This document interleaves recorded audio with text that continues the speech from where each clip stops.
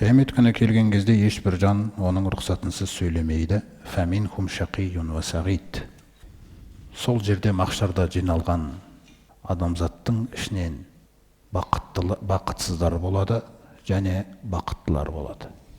Құранда Алла тағала бақытты және бақытсыз деген нәрсені тек осы сүреде сөйлеген.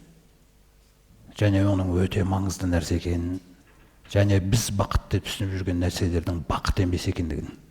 Бұл ең соңғы махшарға келген кезде анықталатын нәрсе болғаннан кейін бір-ақ рет сөйлеген ғой Құранда. Бақытты мен бақытсыз деген нәрсені. Соны Алла тағала қиямет күнгі нәтижені айтып отыр. Күллі адамзат махшарға келген кезде бақыттылар, бақытсыздар болып бөлінеді екенбіз. Енді біз сұрасақ, ең бақытты адам ол пайғамбарымыз саллаллаху алейхи ва саллям. Не арқылы Алла оны бақытты қылды? Тоха сүресіне назар аударсаңыздар, бірінші аятына. Тоха деп басталатын сүре. Ма анзална алейкал Құр'ана литашқа. Біз саған Құранды сен бақытсыз болуың үшін сүрмедік. Яғни біз саған Құранды сен тек бақытты болуың үшін түсірдік. Олай болса, күллі бақыт осының ішінде тұр. Күллі сіз бақыт іздейтін бақытыңыз осының ішінде тұр. Соқтан мен бұның ішіне кіріп қараған кезде, мен бір нәрсені бақыт деп жүр екенмін осы өмірде. Маған солай үйретілген. Біреудің курсынан, біреудің жаңағы тренингінен, біреудің кітабынан. Сөйтсем, ол бақыт емес екен. Ол заяға кеткен уақыт екен. Міне бақыттың күллісі. Осының ішіндегі сізге айтылған күллі иман мәселелері, ғибадат, мінез-құлық, отбасы, сауда, зекет, көрші, ата-ана, күллі нәрселер. Бақыт сол жерде екен. Ал іс жүзінде қалай ол бақыт? Алла айтты, елші айтты.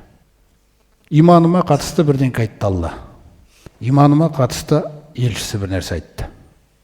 Сол кезде менің бақыттылығымды көрсететін нәрсе, бақыт іздейтіндігімді көрсететін нәрсе, самиғана ва атоғына деген сөз екен. Қараңыздар, қай жерге байланған бақыт? Естідім және бойұсындым. Бақытты қабыл алдым. Бөтен әйелдерге қарай берме. Естідім және бойұсындым. Бақытты қабылдадым. Басқаша істесем, бақытсыздық болды. Ол күнә, ләззат, тағы бар нәрсеге болса, қанымызға сіңіп алданып қалған жөніміз бар. Ол бақытсыздық бәрібір. Сол секілді кез келген нәрсе. Ата-анаңа түф деме. Естідім де бойұсындым. Малыңның зекетін бер. Естідім де бойұсындым. Көршіңе жақсылық жаса. Естідім де бойұсындым. Туысқаның бермесе бер. Естідім де бойұсындым. Туысқаның келмесе бар. Естідім де бойұсындым. Ұрлық жасама. Естідім де бойұсындым. Енді адамның өміріндегі күллі құндылықтар ғой. Біз бәрін жиып айта алмаймыз. Оның барлығы осы Құран ішінде тұр. Жер бетінде дандайсып жүрме. Естідім де бойұсындым. Күллі елшілерді мойында. Атадан бастап соңғы Мұхаммед пайғамбарға дейін. Естідім де бойұсындым. Исраил ұрпақтарына естідік, бірақ бойұсынбаймыз. Кімді қаласақ, сол пайғамбарларды мойындаймыз. Кімді қаламасақ, мойындамаймыз. Құранды да мойындаңдар деп оларға. Жоқ, Құранды мойындамаймыз, Тәуратты мойындаймыз. Насаралар, Інжілді мойындаймыз, Тәуратты мойындаймыз, Құранды мойындамаймыз. Бақытсыздық. Естідік және бойұсындық осы бақыттың кілті. Бақыттың кілті естідім және бойұсындым. Бұл Алла мен елшісінің хақы біздегі. Бойұсындым болды. Мен бақытты Алладан іздедім, сол нәрсеге ұмтылып кетіп бара жатырмын. Естідім, бойұсындым. Естідім, бойұсындым.